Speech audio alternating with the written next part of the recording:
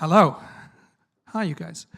Thank you, everybody, for joining us in the room. Thank you for everybody watching out in the wonderful world of the web.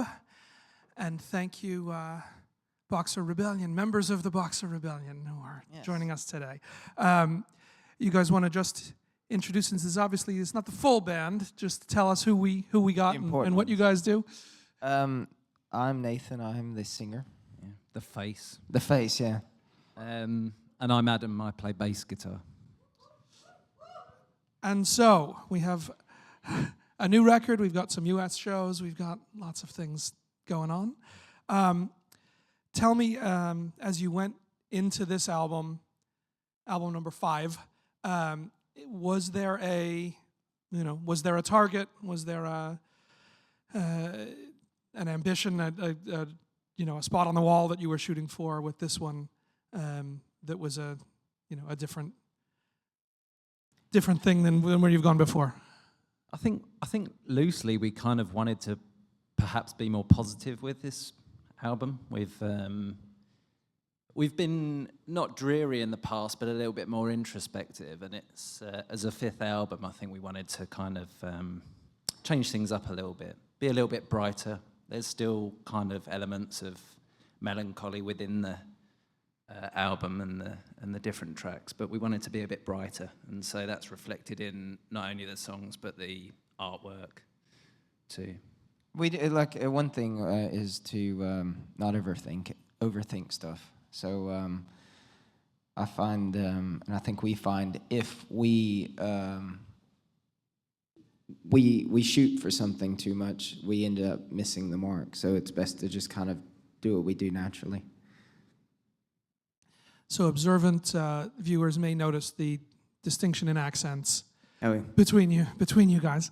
Do you want to take us back a little bit and talk about the formation of this band and and especially what brought you into the rest of these guys? I grew up in East Tennessee and near Knoxville, and I studied at Florida State University, and I did.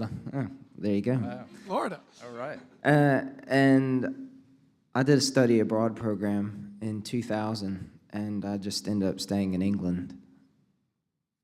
And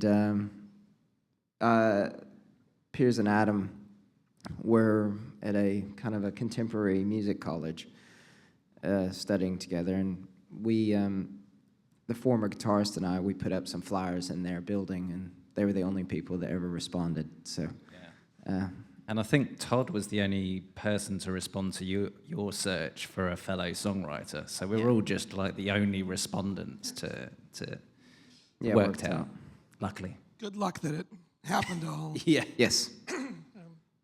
Talk a bit about, then and now, distinctions between the American and the UK rock world. I think that now, in recent years, especially sort of on the, a little bit more on the pop and R&B side, after Amy Winehouse, Adele, we've seen some UK acts come and break in the States. Yeah, there's a lot. But that's never an easy thing to do. No. And and especially on the rock side, it seems like, these are still very different worlds that there's a hard thing to bridge to connect those. Tell us, sort of now and then about those. Well, because of the internet and because of the way the world works these days, even down to the fact of calling cards. I don't have to have a calling card anymore, or I don't have to take a suitcase full of Jif peanut butter back with me to England. The world is a much smaller place in a lot of ways, and I think that has drifted into music as well. So as opposed to having a UK-based band and not being able to share your music to the US, now every band with the click of a button is a global band. So that's been really helpful for a band like us who don't always get into the media spotlight or whatever. But the UK music scene right now is very global. Like Adele in 1975 and Mumford and Sons and Coldplay and Muse, and just they're huge, and they've all come off of that tiny little island.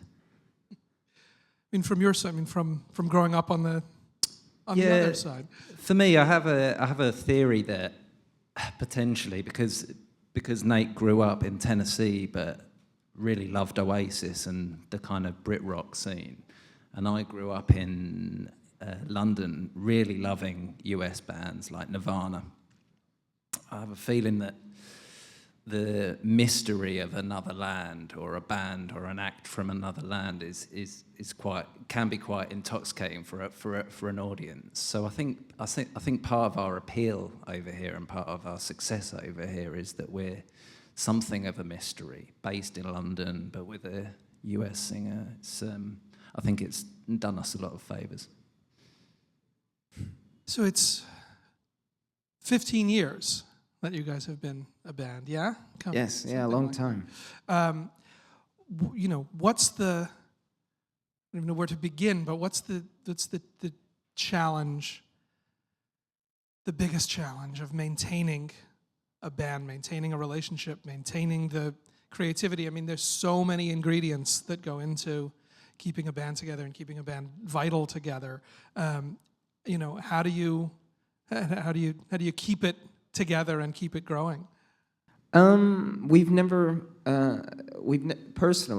had too many things. We've never really fallen out. We've never had fights. It's always been pretty good on that front, surprisingly, because we're like a family, and families, argue.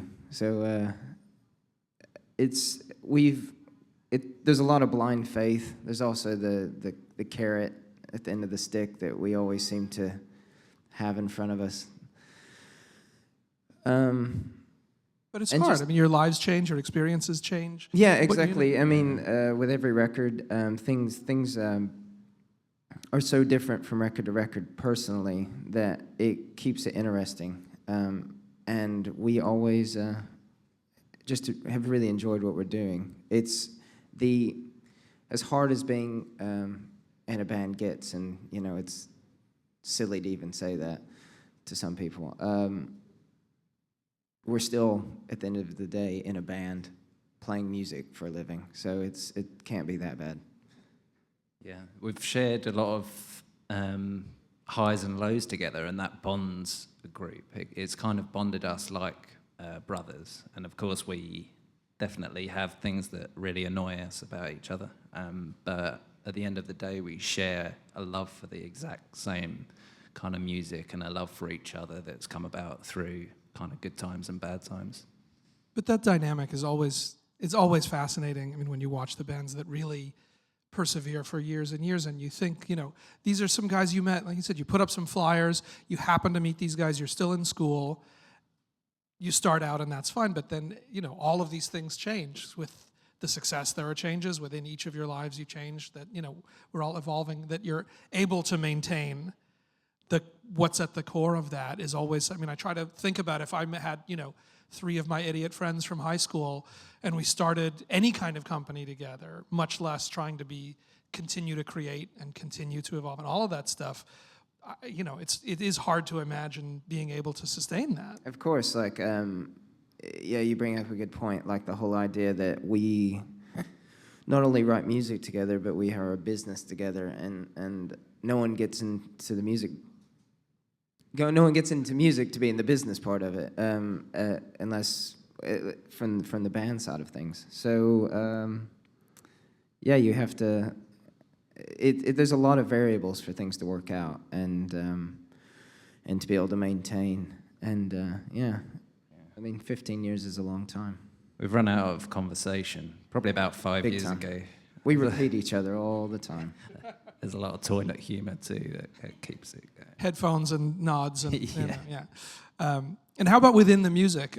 Obviously, you have different concerns and priorities now. I mean, what things do you find coming out in the songs on this record? You said more positive feel, but even just in the years since the previous record, do you find that what's coming out from your life that's different now in the music than what would have been there before? Well, two of us in the band became fathers, and so that can't help me. Cannot, I'm trying to say. Can't not. Yeah, just for me, like personally, having I have a little boy, and the drive to just do better.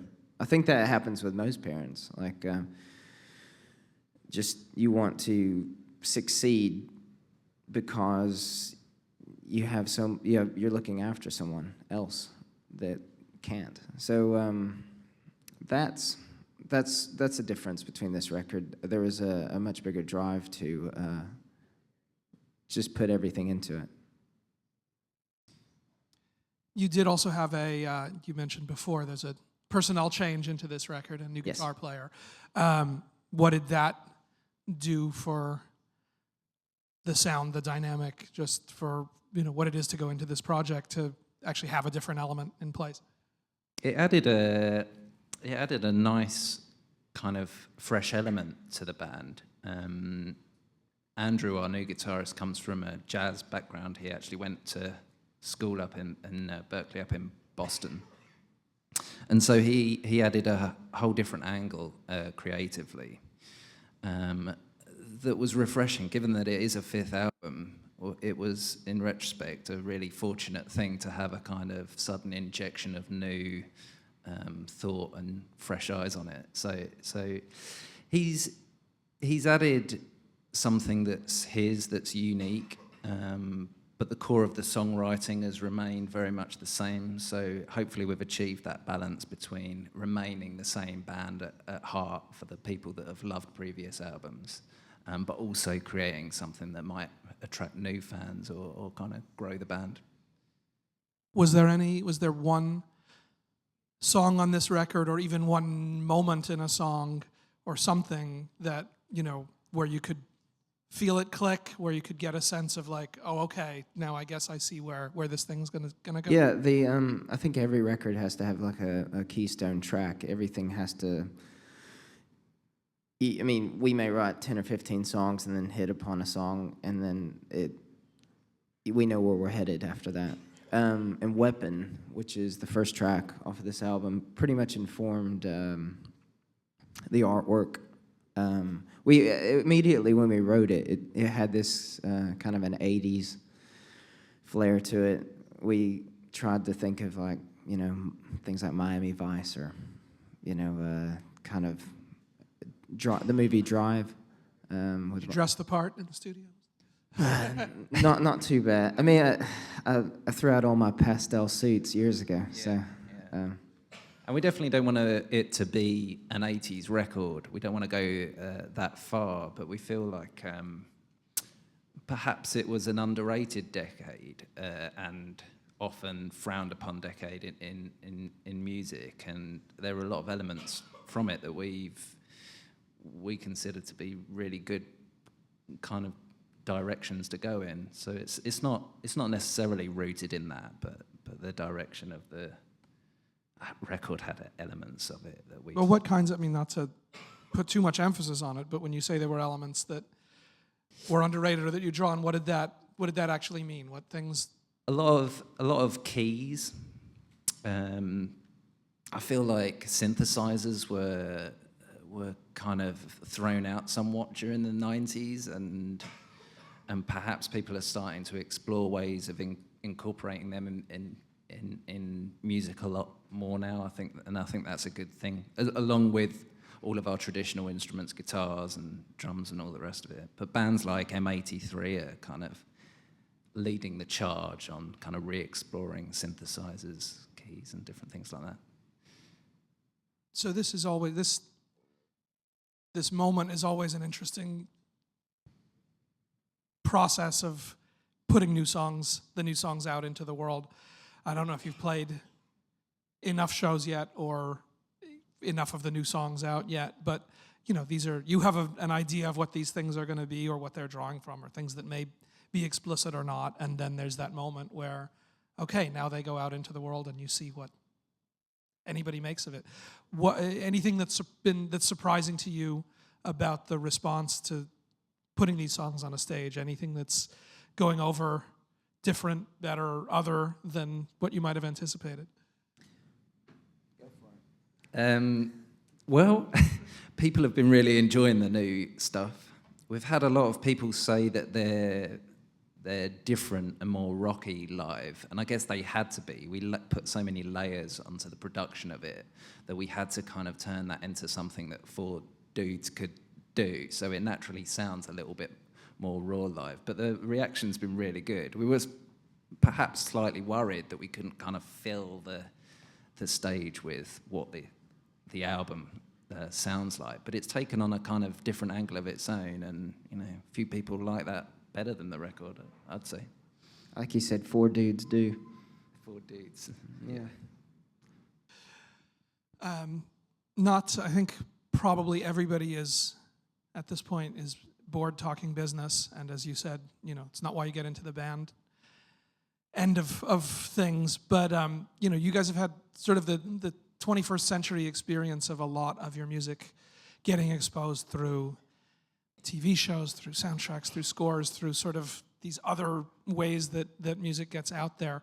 Talk to me about that, about the different, certainly over these 15 years, complete transformation of the way that music goes out into the world and the way that people receive it.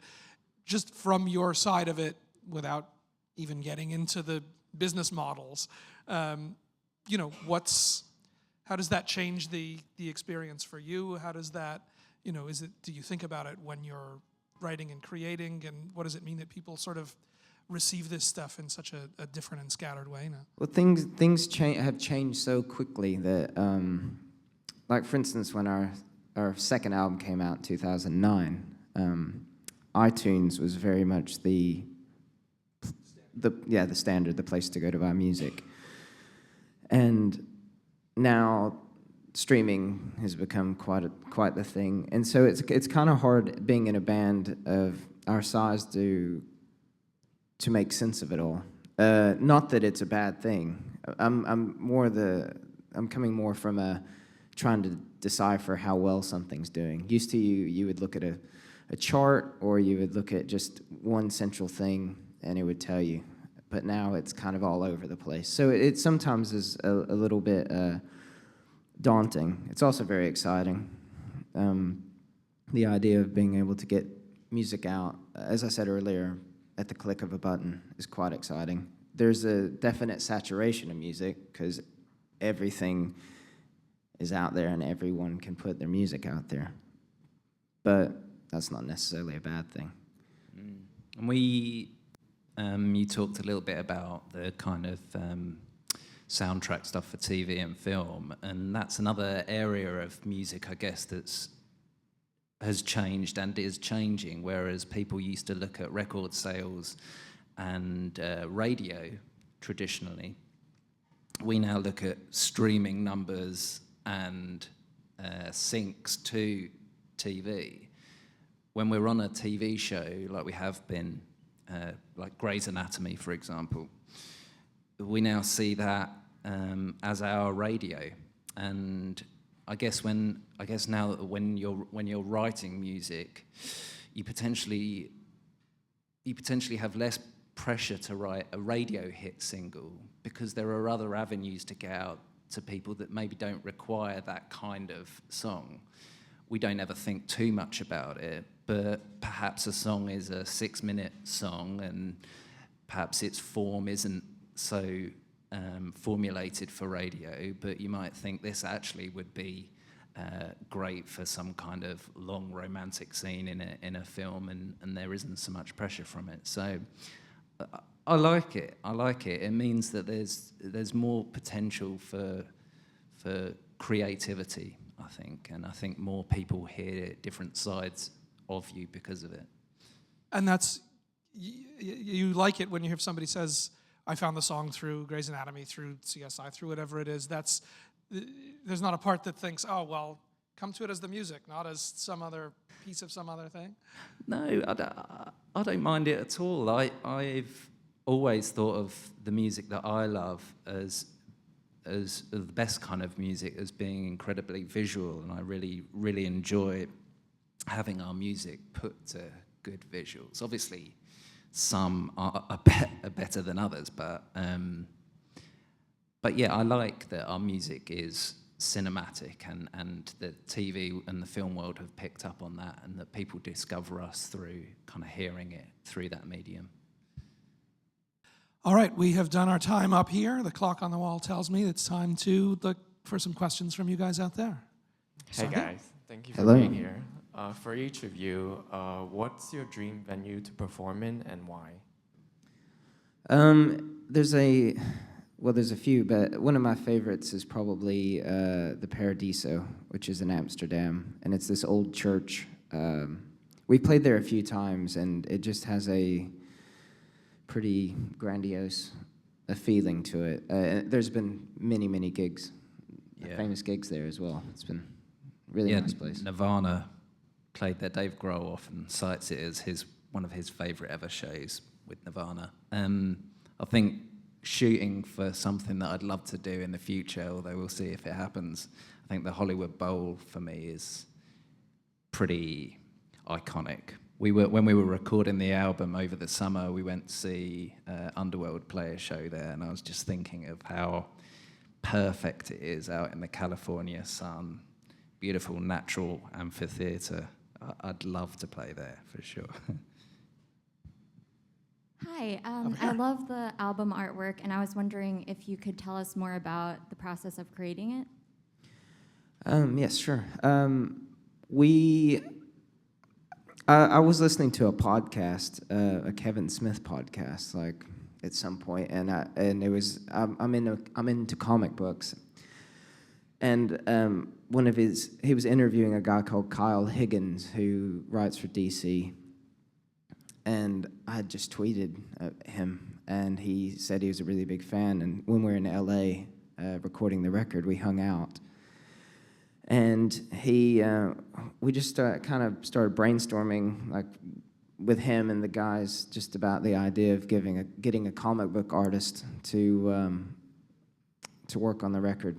And he introduced us to a friend of his who he's worked with called Trevor McCarthy, who does various things but also works at DC.